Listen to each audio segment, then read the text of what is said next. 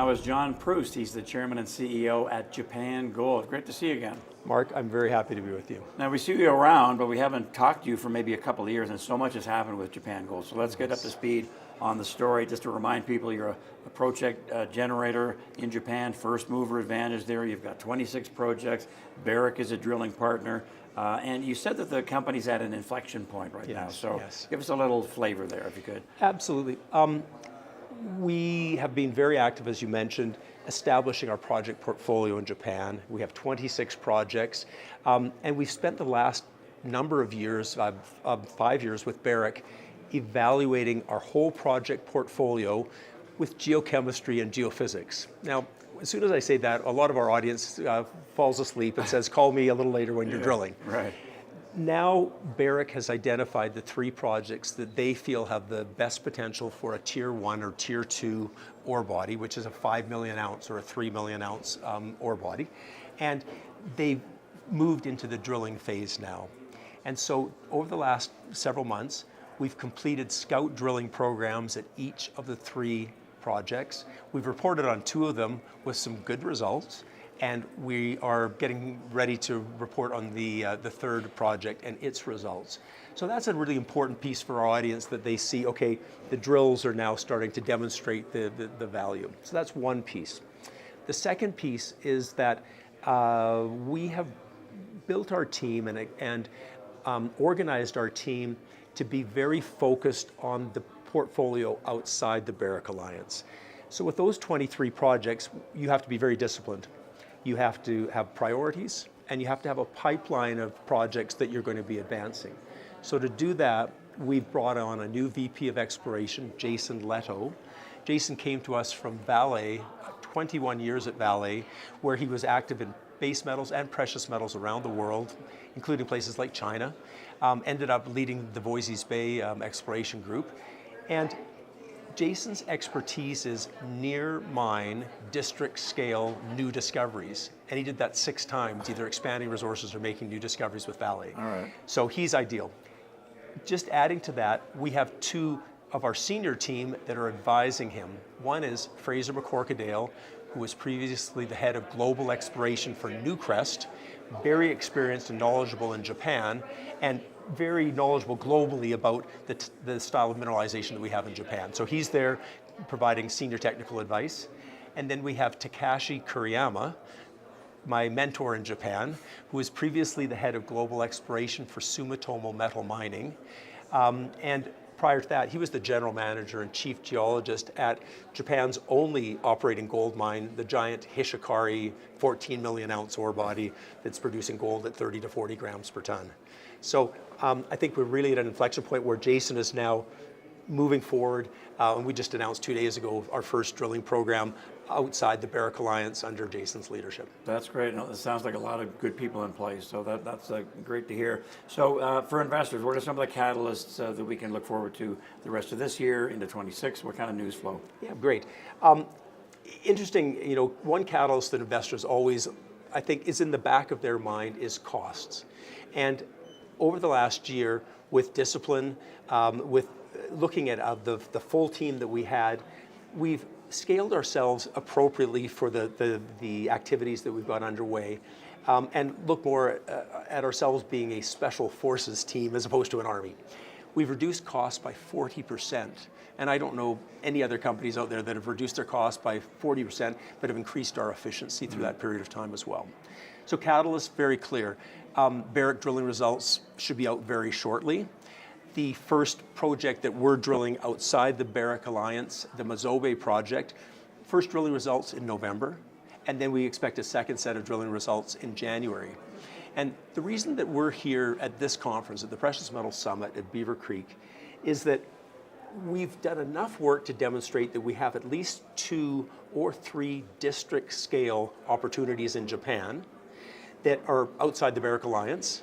And we're meeting with some of the big mining companies that are looking to expand their portfolio, that are making enormous amounts of cash, but recognize that they want to be in a safe political jurisdiction that has a rich history of high-grade gold mining and a wonderful unexplored environment for them to become involved in. So our project generator model is really starting to bear fruit, and I'm looking forward to hopefully some further announcements on something like that. So possibly some joint ventures? Right. Yeah, okay. Yeah, All right, very good. Now, speaking of relationships, so you struck one with Osisko Royalties for $5 million. And you say that's kind of unique. It's significant and unique at the same time. How come? Yeah, it's significant and unique. I've known the Osisko Group for many, many years. I was really at the early stage of Osisko mining, and I guess I could be called one of the co-founders, having put that whole enterprise together on Windfall Lake. Okay. So that's interesting. When I looked at sources of financing and non-dilutive financing, to me, a royalty sale made a lot of sense. And that's because in Japan, there's almost no burden on a project when you go into production. You pay a 1% royalty to the government. So you've got room to sell a royalty. But the trick is that when you go to a royalty company, whether it's Franco-Nevada, Wheaton Precious Metals, or Osisko, you have to have reserves and resources. You need to be more advanced, and we're not there yet. But our thesis was so strong and so compelling in terms of our dominant position in Japan, the partners and the de-risking that we've done with our share ownership structure, with the 63% being held by big institutions, that they felt that it was worthwhile doing that. So we sold a small royalty, a 1.5% royalty to Osisko on the portfolio outside the Barrick Alliance. We're delighted to use those dollars to advance that portfolio, and we look forward to further contributions from Osisko as we start to mature those projects. You mentioned that 63% of the shares are held by institutions. So what kind of message do you think that sends to the market about the prospects that the company has? Yeah. Really, the message it sends should be twofold. One is that institutions have a choice of wherever they're going to invest their dollars, and junior companies don't generally have a large cadre of institutions on their roster.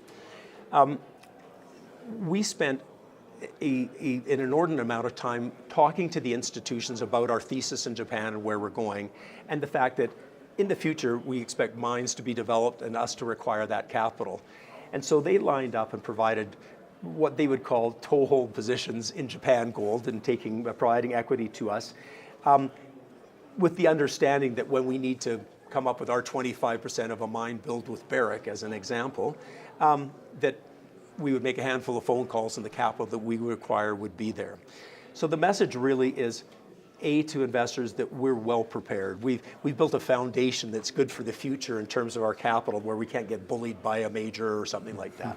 That's number one. Number two is that all these institutions, and they include BlackRock and Rothschilds and RCF, so Resource Capital Funds from Denver, Equinox Partners owns 30% of our company now, that they've done their own due diligence and they've decided to put their significant dollars into Japan Gold. And I think that de-risks the investment for investors. And along with that, plus the Osisko royalty sale, very unique, but that de-risks it further as well for their due diligence.